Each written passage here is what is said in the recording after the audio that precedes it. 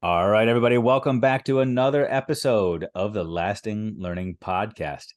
We all know how this works. If you've listened to this podcast before, you know that each episode I try to bring you somebody who is making an impact in my life or others' lives, somebody that has gone through some sort of change or transformation and given us a lesson that we can all take into our own worlds. And today is no exception. Typically, though, I bring a guest on who I am just starting to meet, and I selfishly use the podcast as an opportunity to dig into them a little bit, figure out who they are, what makes them tick, and oftentimes it's just a selfish ploy on my part to have a conversation that I might not be able to have otherwise. Today is a little bit different, though, because today I get to bring to you a friend of mine, somebody that I've known now for I think 2.5, 3 years, maybe even longer than that. I don't know. We met in a little small town in Arkansas, but he is now living life in the big city up in the New York area. I'm hanging out on the Gulf Coast in Florida, but he is doing some incredible things to try to amplify student engagement in classrooms. It's an opportunity for us to talk about the work that he's doing to help us get to know our kids, to get to know each other, to get to know ourselves. So, in our conversation today, yeah, you're going to get to know my friend a little bit. You're also going to get to know what he does and why it's so important and how we can use that to get to know those that you work with and those that you work for. So, welcome, my friend Moshe, to the show today. Moshe, thanks so much for being here today, buddy. Dave, thank you so much for having me. It's always great to talk to you, and now to speak on a platform, even better. Oh, this is going to be fun. It's just two guys hanging out, having a conversation about life and work and the things that we're passionate about, and bringing in several thousand people to the conversation. So, Awesome. if you are listening in, just act like a voyeur listening in on the conversation, and we'll just have some fun. Pull up a chair, make yourself comfortable. There you go. There you go. So let's just take a minute real quick and unpack this a little bit. Let people know who you are, what you're doing, living the big city life, and what brought you here today. So, I started this journey actually as a social worker. I am a licensed clinical social worker in New York State, and I have a practice here. I'm practicing for about 15 years, and when I started working in schools. So, working with kids, working with teachers, working with parents. And a big piece for me was the collaboration. I get to spend unique time with kids, half hour, sometimes 40 minutes, sometimes an hour, one on one with a kid, week after week, and really get to unpack what their school experience is like. And it wasn't so surprising because I was a kid in school one day. And, you know, it's a lot of the same similar stuff. But as a social worker, listening to these kids' stories and then going to the teachers and trying to figure out something that could be useful, help these kids, I started to notice discrepancies. The teachers were not seeing the same stories that the kids were telling me, and they don't have the time or the resources to sit there and just hear these kids talk. And kids often talk in code, right? They don't always say exactly what they want to say. They're kids, they're trying to figure it out. Like I remember having a conversation once with a teacher asking me, like, how can you trust this kid? This kid lies to me. I said, it's true, the kid does lie to you. But have you ever been pulled over speeding or talking on a cell phone or not having your seatbelt on or something like that, right? And the cop pulls you over and says, do you know why I pulled you over? Do you tell him the truth? Or do you tell him what you think is going to get you out of trouble, right? So this kid is doing the same thing. You've got to make them comfortable. You've got to make them feel safe, feel trusted, and they're much more likely to be honest with you. So there were a lot of different problems, going on that I was addressing on a level that the teachers could not.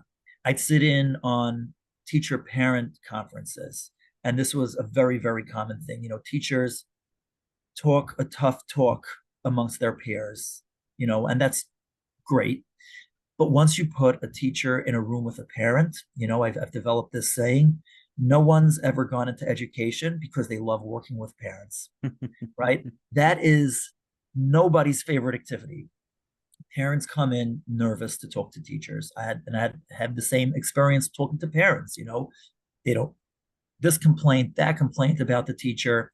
Then they get in the room together and everybody becomes timid, everybody becomes afraid of one another. And I'm just the guy in the room who's trying to bring everyone together. Like that was my role most of the time. And a teacher would muster up the courage to share with a parent their child's struggle. And typically the parent's response would be, oh, well, we had a really late night the night before, and that's why she was tired, and that's where that behavior was coming from.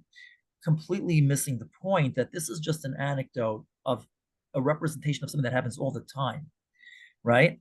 And teachers are not really trained to talk to parents. We just don't give them that kind of support, that kind of training. So they get awkward and they feel insecure. And how do you support that without alienating the parents? And sometimes the principal had the good fortune of being in the room too. And that's a nightmare for a principal if there ever was one, right? Balancing all that stuff, all these different things going on. And I'm finding that I'm able to bring these people together. I'm able to unify them. I'm able to be empathetic to both sides, help them understand the bigger picture. And it's the greatest feeling in the world. Hmm. There's just nothing like being in a room of people who are afraid of each other for an hour, and then afterwards, everybody walking out with this great sense of relief. And it was amazing.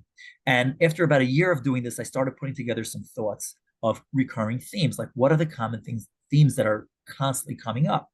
And I put together a couple of presentations, and I presented it to the teachers, that I was working with, and the schools that I was working with, and with the kids that I was working with. And there was a lot of buy-in to that. We had various groups of teachers getting together, collaborative groups from different schools, teaching different ages, just sharing ideas, because everybody comes into education with a passion. Now, how long that passion lasts is a different story, and maybe we'll talk about that. But everybody starts off with a passion. And if you give them the space, if you give them the opportunity to share that passion, amazing creativity comes from that. And the passion inspires those around them. Hmm. And it was really, really an amazing experience. And I kept thinking to myself, okay, so I started out working privately, one-on-one with kids, with teachers, turned it into a presentation for teachers, turned it into group support for teachers. What's the next step? How can we take this to the next level? And there were certain basic principles that were really, really important to me. And, one of them was the relationship, because everybody knows that the teacher-student relationship is so important, but it's so ambiguous. How do you get a handle on that? How does a teacher who's teaching a class of, let's say, 20 kids, right? Forget about classes of 30 kids or classes of 5 kids, because there are challenges to both of those. But let's just say, a nice sized class. I think, most people agree 20 kids is a very nice sized classroom. How does a teacher know how their relationship is with each and every kid in the class? Because inevitably there is a kid in the class that feels, and these kids have told me this, they feel like the teachers hate them. Hmm. And I'd go back to the teachers and I'd be saying, this child thinks you hate them. And the teacher would look at me like, why?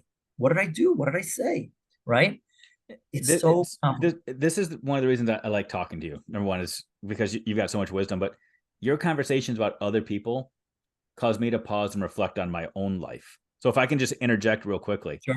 For those people that might be listening, if you're not a teacher or an educator, I've worn many professional hats in my career. I've been a teacher, I've been a building administrator, district administrator, professor, speaker, consultant, all the things, and get to host a podcast and talk to cool people like you. But there are days like today where I feel like I am metaphorically and literally wearing multiple hats. So I have a high school senior right now, and I'm going through all the emotions of having a high school senior where, 17 years ago, I couldn't wait until he was independent and stopped pulling on my pant leg all day saying, Daddy, I need you. And now I'm going through that process where I'm thinking, man, just tell me that you need me again, because he's pushing me an arm's length away. And at the same time, as I'm a parent craving attention from him, it feels like he doesn't want my attention, but I know he does, because he made a statement to me just this morning. And his statement was, the only time you ever want to talk to me is when you want to tell me to do something. Just be or don't be. And I was like, just be or don't be. What does that mean? But you're hitting it for me right now. Like, it's just making it click. He doesn't want me to be a teacher or an administrator leading him. He just wants me to be. He wants me to be in his presence. Just remember who he is as a person. Just connect with him as an individual, and not always telling him about his homework and his schoolwork and his work and like all the things. He just wants to connect. He wants to be seen as a kid, not just my kid. And I'm like, oh, and now you magnify that. I've got 4 kids, but you're now talking about teachers in their classrooms, going through that same experience with 20 kids, or if they're a secondary teacher, 20 kids, 6 hours a day, right? Having to connect with each kid over and over and over again. So each kid feels seen, appreciated, and known. I can't even imagine, but you've got the solution for us. You're telling me.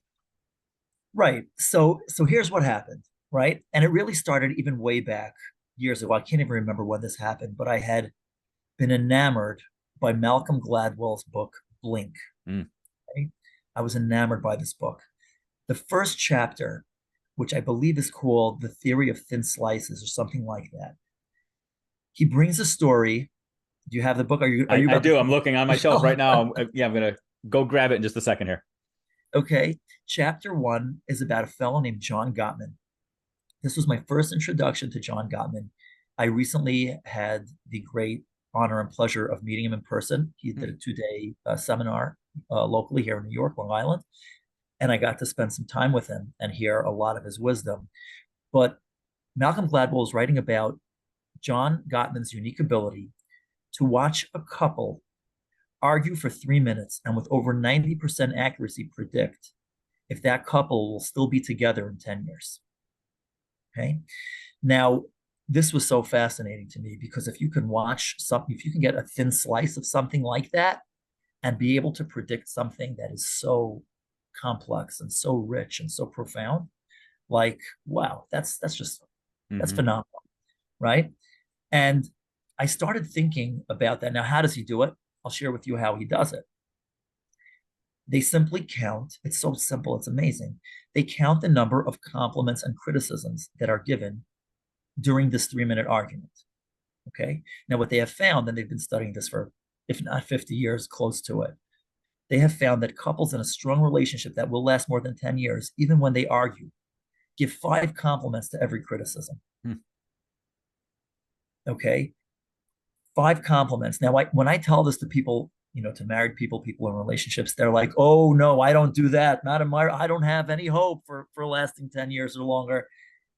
But the thing is, you don't realize that you're doing it. When you're in a good relationship, it's second nature. It's not even thought through. It's just your care and concern for the other person. You don't want to come down too hard on them, so you always want to buffer your language with them, your interactions with them. Now, the ratio of couples that were not going to survive were drastically different, 0.8 to 1, 0.8 compliments. So 1-to-1 compliments to criticisms is pretty close to divorce, right? So we think we're being balanced, we're being even. I'm giving a compliment for every criticism. Not nearly enough. Not nearly enough. You need 5 compliments to every criticism to have that strong ratio. Now, there's other research on other ratios. I've come across 3-to-1 compliments to criticism.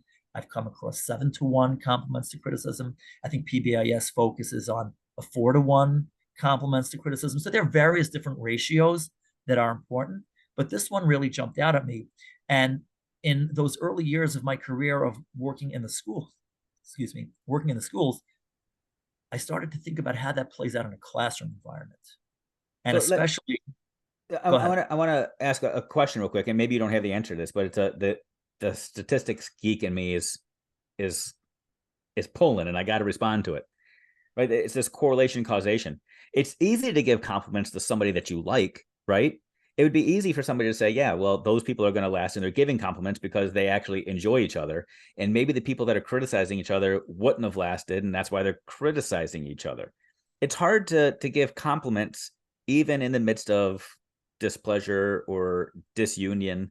I'm thinking about with relationship with adult to adult or even adult to kid. It's easy to give compliments to those kids that I like. It's easy to give compliments to my friends. It's a whole lot harder to go give compliments to the grumpy neighbor next door or to that kid that's constantly rolling his eyes and sighing. Is there any truth to sometimes you just got to fake it till you make it? You got to just dig deep and find a compliment? Or can you just be real? And if you don't like someone, just let them know. Well, you definitely can. But that reminds me of, there's this famous, well-known story, The Wizard of Oz, right? And if you walk up to anybody and you ask them, who is the villain of The Wizard of Oz? Right? Yeah, Dave, it who's the depends on villain if of it depends on if you've seen Wicked. that's So it there you go. yeah. There you go. There you go. So if you've seen the Broadway show Wicked, you know a very different perspective of the Wicked Witch of the West, Yeah. right? And that's the bottom line. When you start out your year, you don't know these kids. Mm. Okay. If you're watching The Wizard of Oz, yes, you will see the villain. But if you have a different type of interaction with the very same person, you're going to meet an entirely different person. And that's why it's so important to make sure that you do what you can do. And another thing that I've come to find myself saying often is that anytime an adult is in conflict with a child, the adult is the loser. Mm.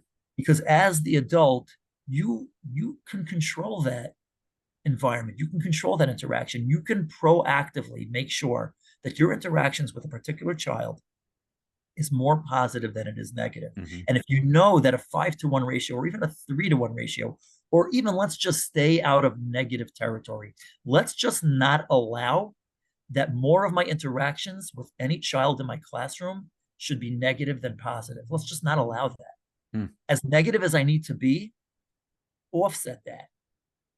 Mm. Offset that with positive feedback. And if you have that in mind from the get-go, it's so much easier.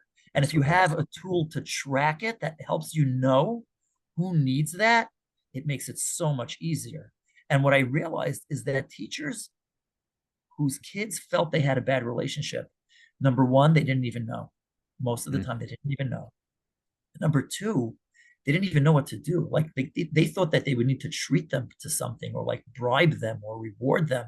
And it was just to your point, to your son's point, they just wanted them to be. Yeah. Just don't see me as evil. Like just don't see me as the problem of the class.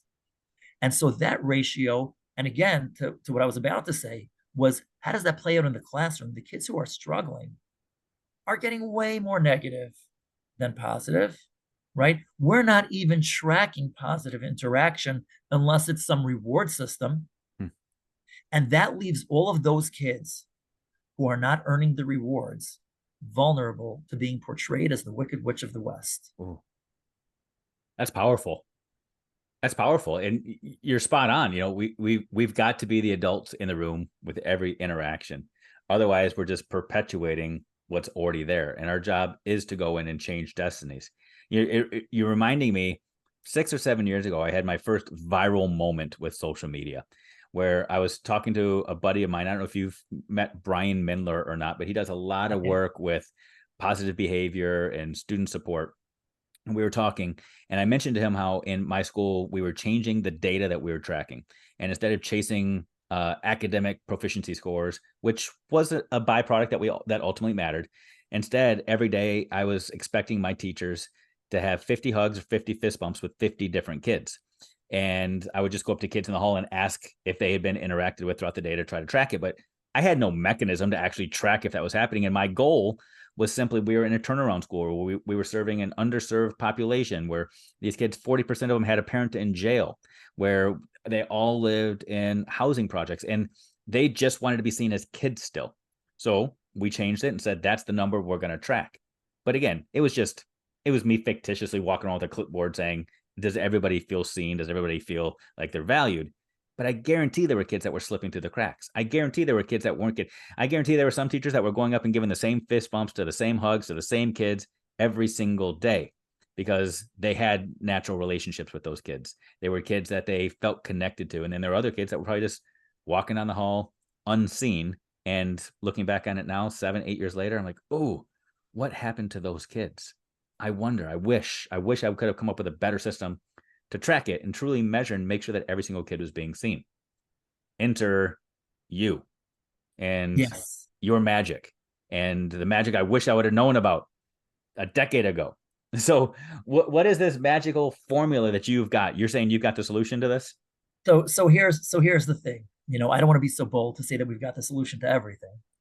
I learned that from a friend of mine. You got to, address problems with humility. People are a lot more willing to work with you that way. But one day I was on a train, New York City subway system, and you know how people are, very tightly packed on the train.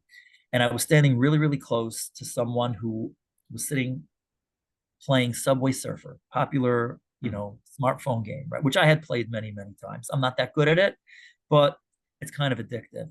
And I'm watching how, with incredible precision, this person is swiping up and down and right and left to avoid the different obstacles with incredible, to the millisecond, incredible precision. And I'm thinking, if we had something as simple as that, that can help teachers identify the kids who are at risk of being invisible, if we had a tool that was as simple to use as that, that could help teachers identify kids who are actually making progress, but their progress is invisible, and we could talk a little bit more about that, it would change everything. It would change everything because everybody knows that an ounce of prevention is worth a pound of cure. Everybody knows that we're not catching problems early enough in education. There is data around attendance that kids that miss 10% of school time in kindergarten are, I think, something like 50% less likely to be able to read at grade level in third grade. And kids that can't read at grade level at third grade are set up for failure. It's a disaster. Hmm. And you talk about dropout, kids dropping out of school. That doesn't start until middle school, but the problems, the seeds that are planted to cause that are not planted in middle school. They're planted in earlier years, and we have no idea how to respond to that in a timely fashion. It's like we're waiting for people to drop dead, and then we'll autopsy them and figure out why they died. It's too late by that point. We need preventative care in education. We need to be able to identify problems early. And when you realize that the solution is caring teachers, teachers who make connections with kids, because every person that you talk to, every biography that has ever been written has at least a page on the teacher that made a difference in the life of that person. Every person you talk to in the world will tell you that they had a teacher that made a difference in their life. And imagine, and I just was actually watching a panel discussion with Elon Musk on the future of AI, and someone on that panel, I forgot his name, said, imagine if you can have more than one teacher like that.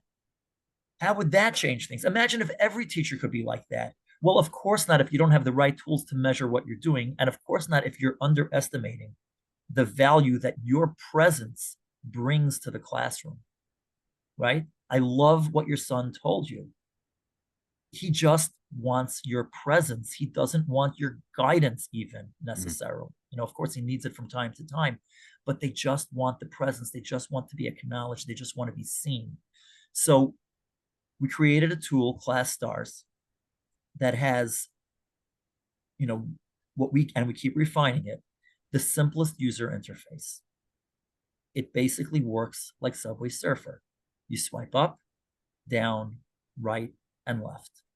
And because it's so simple, it allows you to use it in real time. So you're actually recording interactions that you're having with your students as you're having them. So let's start off, for example, with misbehavior. Now, another interesting book that I had read was Thinking Fast and Slow by Daniel Kahneman. And he talks about cognitive traps, heuristics, right? And he's got a bunch of these different examples where, like, you think you know the answer, but you don't. And he actually gave a TED talk once where they did this study on, they wanted to know how painful colonoscopies were, back in the day, when it was even more painful than it is today. And they basically took two groups, and in one group, they had these patients, monitoring their pain on a 10-point scale every minute, so that's how they would measure the pain. And in one group, they just did the basic colonoscopy, and that was it. In the second group, when they were done with the colonoscopy, they didn't tell the patient that it was done. They just left the instruments in place. So it was a much more mild pain. It was just a mild discomfort, but it extended the experience. And he shows, you can check out this TED talk. He's got it plotted out on a graph. And in addition to asking the patients to rate their pain every minute, he asked them to rate the overall experience. Okay, now if you were measuring this objectively, the overall experience, and group A is just a regular colonoscopy, group B is the same colonoscopy, but then a somewhat less painful experience attached to the end. The overall experience objectively of the second group is worse than the first group because the second group got everything that the first group got and then some.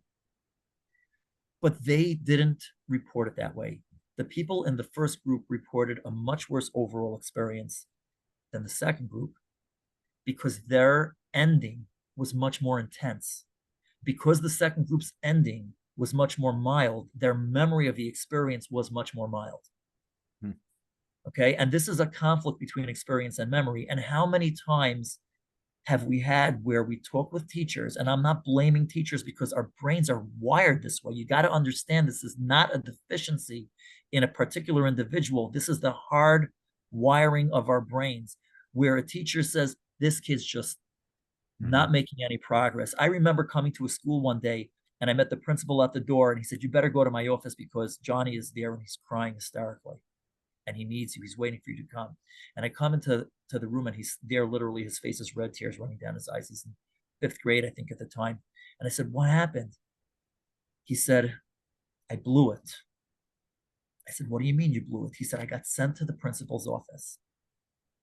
Now, Johnny was a kid who was sent to the principal's office, if not every day, every other day, for weeks and weeks, months and months. Okay. I started working with him and it took a good couple of weeks, but we were cutting it back. And at this point, he hadn't been sent to the principal's office for an entire week. And it happened that day that he woke up in a bad mood and it was back to the old Johnny. And when he came to school, he wasn't himself. He wasn't feeling it. And he got provoked and he held himself back and he got provoked again and he held himself back. But by the third provocation, he just couldn't handle it and he just unleashed. And the teacher's like, you're out of here, Johnny. Back to the principal's office. And Johnny felt as if all of his effort had just been flushed down the drain. And I told Johnny, I said, Johnny, let me explain to you something. I said, you ever go to a baseball game? Ever play baseball? And he said, of course. I said, you know what a perfect game is? He said, sure. I said, what happens when a pitcher takes a perfect game late into the game? Okay. It's the bottom of the seventh and 2 outs, or maybe the bottom of the eighth and 1 out, and then gives up a bloop single. Perfect game is over. What does the crowd do? They stand up and applaud the pitcher, right? And you might ask yourself, why are you applauding the pitcher? You just gave up a hit. You just blew it. And the answer is, of course you just blew it. But everybody knows that a perfect game is rare. Everybody knows that you can be your best and not pitch a perfect game. You need a lot of things to come together to pitch a perfect game, right? The fact that you were able to take it so far, that is deserving of applause. And that's why the entire stadium will get up and applaud you. I said, you were not perfect. No one is. But you went an entire week without going to the principal's office. You haven't done that in a long time. You deserve a standing ovation right now. And you're going to go back to your class and you're going to get back to it. And next time, it'll be even longer before you get sent to the principal's office. But if not, no worries. We're going to keep at it. We're going to get you there. And he went back to his class, and I think it was months before he was sent back to the principal's office again. So good. And it's those kinds of perspectives that these kids need from us. And we need to be able to look at it that way and guide them that way. And you need to have the right relationship, because if you are trained to think of them as trouble, you will see the trouble. And there's so much research on that too. Like we find, confirmation.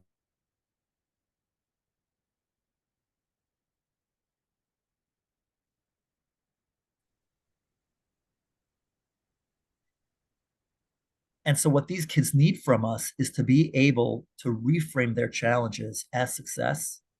And that will, in turn, to the point that you had mentioned earlier, help us avoid a confirmation bias. Because if we see these kids as trouble, we're going to find the trouble. But if we see them as kids, that are on a journey, that are trying to find their way, and we're there to help them along, only because we're a little bit further along. We're not the great experts necessarily, although it does help, to have that information, to have that wisdom, to have that knowledge.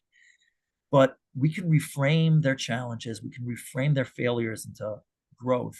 Yeah. And that can help us avoid the confirmation bias, where we start to only see the negativity, which only reinforces that they think that we hate them. And Yeah. eventually we will.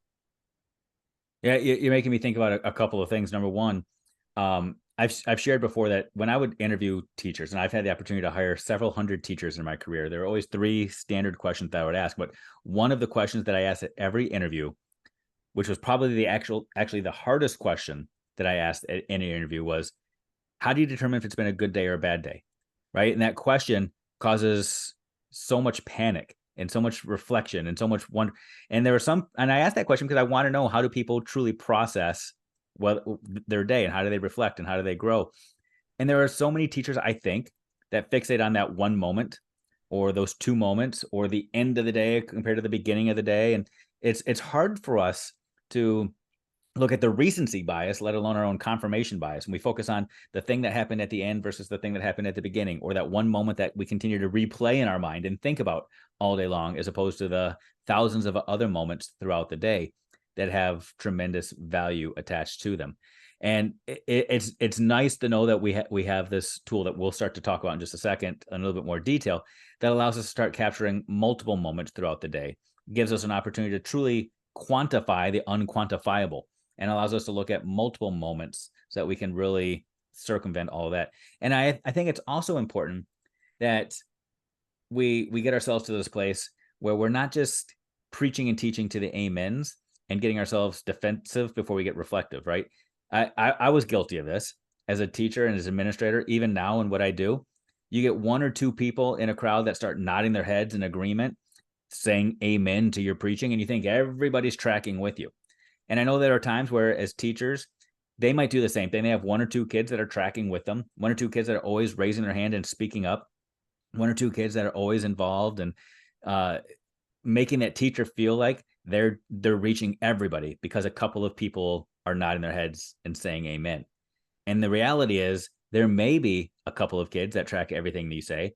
There may be another 15 or 20 kids that are completely lost, feeling ignored. 15 to 20 kids in the class that have never heard you say their name out loud, have never been given the opportunity to speak up and feel like they have a voice. So we have to get to a place where teachers are able to start tracking that. And I hate to use tracking, and I hate to use the term data, but tracking that data in their classrooms in a non-evaluative way, in a way that is not designed to make them feel defensive, to make them feel like they're doing something wrong, but to give them the tools so that they can reflect and say, and how can I do better? What you're about to present and really share to us with us isn't something for administrators to say, oh, I need to go in and I need to get those teachers that I know aren't engaging with kids. That is not the goal. The goal is to give us a more reflective lens, a mirror that's not a funhouse mirror showing us the shapes that we want to see, but truly showing us who we are so that we can improve. Because I think it's a powerful practice towards betterment.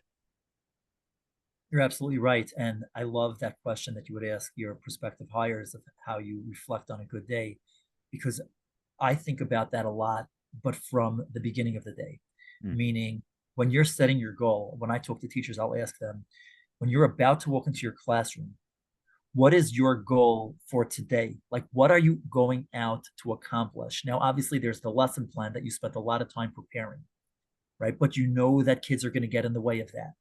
What is your goal for today?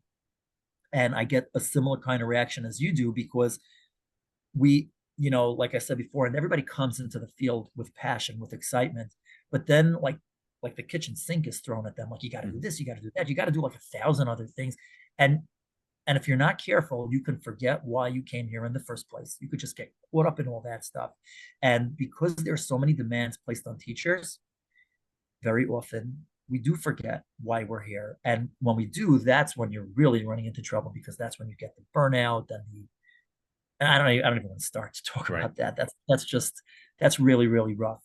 So, the idea of just having a concrete goal of how you're going to measure success for the day, I think that's super important, both the way you phrase the question and also, proactively going in, how are we going to measure today? How are we going to know if today was a good day or not? What do I want to do today? So that at the end of the day, I could say, yes, Today I hit I hit all my goals. I hit all my objectives. I did everything that I set out to do. I did that. I feel good. Hmm. And it would be a bonus if we can document it so that it's provable, so that when people ask us questions, we can respond with confidence that we know what we're doing. Because we're all, like you said, even the most confident person in the world has an environment where they're insecure. Okay, Mm-hmm. no one in the world is super confident in anything. And if you challenge the right person, even the most confident people, if you challenge them the right way, you can poke holes. We're all vulnerable. We're all human. So the more we can help teachers be confident that they are, number one, develop goals that are real, that are meaningful, and prove it to themselves and to anyone else that might need to be, to have this proven to, that they are accomplishing the goals that they set out to accomplish. I think that's incredibly empowering. And I think that it's a win-win for everyone. It's so good. And so to take this conversation full circle, right? When you mentioned when you first began in private practice, social work, you'd meet one-on-one or go to parent-teacher conferences, and you'd understand that as teachers, as educators, there's not this desire to necessarily communicate with parents. We're not necessarily trained to do so. We're also not necessarily trained on how to have powerful, meaningful relationships with kids. We're taught a lot about content. We're taught a lot about standards. We're taught a lot about assessment and grading.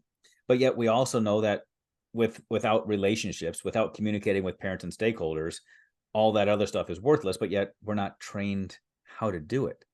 And we know that kids oftentimes say, I don't care how you do it. I just want you to see me. I just want you to be in my presence. It's interesting how we have skipped over all the things that kids are saying that they need and they want. We're skipping over the piece about the relationships and how critical that is in the teaching profession. And we've just jumped to all these other things, these other gimmicks, these other tricks to try to change destinies and change generations, when if we would just get down to the basics of form relationships, engage with each kid, and help each kid feel seen and just be with them, maybe we would be able to change the game of school. We would feel more validated. We would feel more successful. And we would actually see kids more invested in the process as well. So talk to me specifically here. Classtars. You're seeing all this, you know all this. The research is there to support all of this. We know that you're fascinated with Subway Surfers, and it reminded me of my old days playing Contra, up, down, left, right, BA select start. So you've got this thing, right, where you're able to use our thumbs and do something to track engagement somehow, some way. Talk to me. What is actually Here's happening how it with works, right? So Classtars? here's how it works. The Classtars interface is really simple. You get pictures of every kid in your class, and you can set it up however your class is set up. So the layout is actually a map of your class where everyone is supposed to be for that particular class. Okay. Every kid has a picture with a nice big smile, because when you look at a kid with a big smile, it's very different than sometimes the kids that are actually showing up that day. So you always want to have a frame of reference with your eyes that are reinforcing you to see that kid in a positive way. Because the theme of my very first presentation to teachers is that the most valuable skill of a teacher is to be able to see every student in a positive light. Hmm. That was the key. And one great way to do that, it's not the only way, and it better not be the only way, because you need a lot of other things, because the forces of nature will work against you, is to have smiling pictures of the kids the way they are set out. And there are 4 inputs that we're looking, but typically on the first presentation, I only talk about 2 of them. The first one is positive feedback, and it's not earned positive feedback, it's entitled positive feedback. It's not that the child has to do something to earn your praise. They deserve to be acknowledged and seen. So you want to make sure that you're acknowledging kids, you're seeing kids. And when you do that, you swipe up on the kid's picture. Just like that. It takes less than a second. The kid's right there, and you just swipe up on the picture. Hmm. And when you swipe up on that kid, you're recording that you had a positive interaction with them. It's time stamped. Every record in Classtars is time stamped automatically. So we can go back and look at the data and see when things are happening. The time context provides tremendous insight. And then next to the kid's picture, there is this little green meter in a semicircle that goes around half of the kid's face. that goes up one notch. And every time you swipe up on a kid, that little green meter goes up another notch, Mm. except that the green meter is only measuring the last 2 days of positive interactions. Mm. So as you're interacting in a positive way, obviously, and again, unearned entitlement, they deserve to have this feedback. You're just ticking off these kids as you're going, and you see the kids that you're missing because those kids have no green in their 2 day meter. Mm. And every day you come in and you can identify the kids that have the least green in their meter and you prioritize those kids. And you can prioritize 2 or 3 kids in the morning, 2 hours later, prioritize 2 or 3 other kids. And it just helps you make sure that you're getting to everybody, completely inclusive. So good. So the example that I'm going, because I always have to come up with a metaphor or something to help me equate to this. It's almost the Fitbit or the Apple Watch for your classroom, right? Where Yes. everybody is tracking their circles and their rings and their Apple Health, and you know that how many times you got to stand up throughout the day and how many steps you've got to take. And that data, it's not reported to your doctor, so your doctor can call you on the phone and scold you. You look at it and say, "Ooh, I have to do something else. I have to be more active today." This is, in essence, you're looking at the relational health of your classroom by looking at the interactions and trying to track your rings, trying to track your circles, and trying to get as Yes. much green as you can with as many kids as you can. Yes. Absolutely. Very cool. That's step one. Okay. Now we have 2 modes to get started. We have what we call single swipe mode, which is just a single swipe. You just swipe up and it's just a simple gesture. The full function mode adds another layer of effort. It pops up a wheel, a menu that has a bunch of different options of different types of positive interactions that you may have had with the kid. And there's value to that because it's more specific data, but it's also an extra layer of effort. Mm-hmm. So for teachers that are starting, they can have it on single swipe mode. They can always leave it on single swipe mode. They just sacrifice, that extra layer of data. We leave that up to you, how you want to use it. The second step is recording misbehaviors. And you do that by swiping down on a child. And again, on single swipe, when you swipe down, that's all you do is you just swipe down and you record it at a specific time. Again, everything is timestamped. This child had this, misbehavior. On full function mode, you get a wheel with the common misbehaviors that happen in a classroom, unprepared, talking, disruptive, very basic general stuff. And we do have ways of customizing that as well. Mm. So if a particular school or district has a specific language that they're working around, we will work with them to customize that at that level. And this way you have a very simple way of making sure you're getting to everybody. Now, this does not have a meter that shows you how many misbehaviors a child had during the day, because we don't need to reinforce misbehavior. That is already enough reinforced in our minds naturally.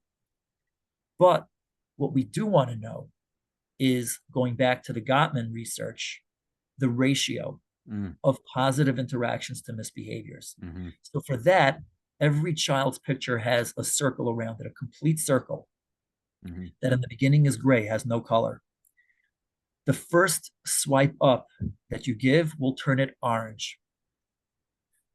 After you've done another couple of swipes, it'll turn yellow. And that border color will reflect the ratio of the up swipes to the down swipes. Mm. Because misbehaviors are actually a cry for help. Yes. So instead of withholding a privilege, the appropriate response to a misbehavior is, you need more support. Mm-hmm. You need me to be more positive with you. Number one, because that's what you're telling me you need. And number two, because I want to maintain and build a positive ratio so that I don't have to fake it till I make it. Yes. So that I see Elphaba instead of the Wicked Witch of the West. Yes. Right. I mean, so and, good. And as you're interacting with them, we break it down into 2 tiers. Tier 1 is everybody's got to have some positive feedback every day. Everybody's got to have some of it.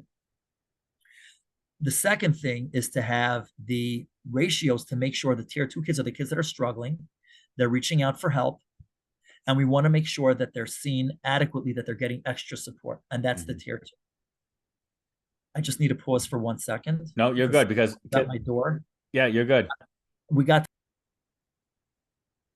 So as I'm hearing all of this stuff on the classroom level, the individual teacher interface level, my mind, my administrative hat is already coming on, and I'm starting to think, well, this is amazing. Again, not in the evaluative sense, but I'm thinking this would be amazing data to bring to like a PLC or a grade level or department meeting at the secondary level, when we're saying that kid doesn't do anything in my class. Well, that kid has an amazing relationship in my class. And then we can pull this kind of stuff out to actually compare. Oh, well, how many interactions are you having with that kid? When are you having those?